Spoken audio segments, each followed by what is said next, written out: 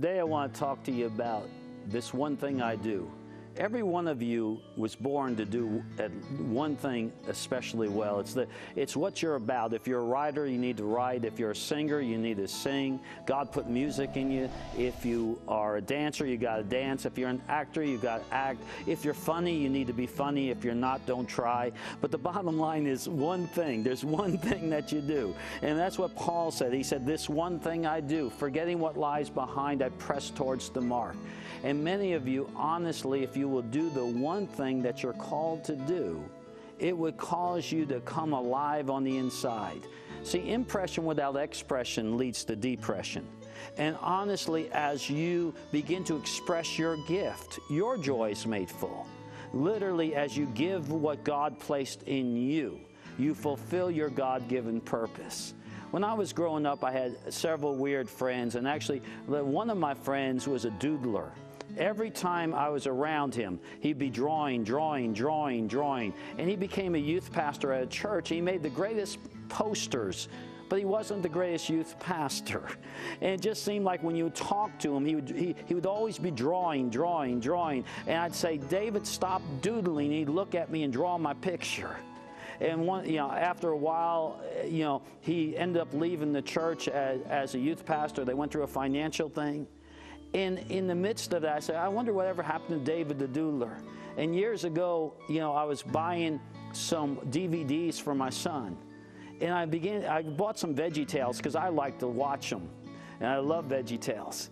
And I would begin to watch the VeggieTales, and at the very end of the VeggieTales, there was a person that came on, and I was actually in the kitchen doing some dishes, and I listened, and I heard this voice, and I said, I know that voice, and it was David the Doodler. And I watched him as he began to draw a picture of Bob the tomato and Larry the cucumber and all these different things. And he began to describe how VeggieTale was made. And at the time, he was the producer of VeggieTales. And I thought, at the moment, man, God made David the doodle. I almost took the doodle out of David. I kept saying, stop drawing, but he had to do that. And I started thinking, how many of you have this one thing that you doodle, the one thing you do, You were meant to do it. You're happiest when you do it. It was what you were created to do. And I thought, David, he's touched literally millions of lives with his gift. And I thought, I almost stole his doodle. And some of you, you're not doing the thing you were created to do. And God says that gift is in you. Continue to do it. If you're a writer, write. If you're a dancer, dance. Whatever you're called to do it unto the Lord. And I started thinking about Yankee Doodle Dandy. If Yankee didn't have a doodle, you think he'd be a dandy? I don't think so. Come on now. And some of you, honestly, if you just get back to the gift in you, stir up the gift of God in you. Stir it up. Stir up that creativity. The Creator's on the inside of you. Paul said, woe unto me unless I preach the gospel. He said, basically, I was born to preach. If I don't preach, I'm miserable. When you don't do what you're supposed to do, you're miserable. But when you do it, joy comes. Impression without expression leads to depression. But when you're expressing it, the joy can be made full. Because your gift is not just for you. It's for people around you. And literally, the gifts and callings of God are without repentance. He made a deposit in you that you could change the world with that deposit. Don't let the world steal your song. Don't let it steal your creativity. Come on. See, God literally created you for a purpose.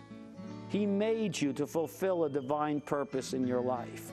He had plans for you when you were born. He knew you before you ever were even conceived in your mother's womb. That's Jeremiah 1:5.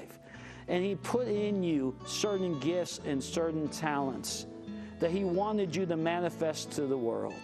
So, today I'm asking you to begin to remember the thing that motivates you, that one thing you do, the one thing that you can't get away from. It's what you always are happiest when you're doing it, whether it's singing, or whether it's writing, or whether it's telling jokes, whatever it is, just do what you're made to do, and you'll be a blessing. And it's our prayer today that God will help you to discover or rediscover that one thing you do. Because when you do it, you'll do it all to the glory of God, and God will be glorified through what you do for Him. Have a blessed day.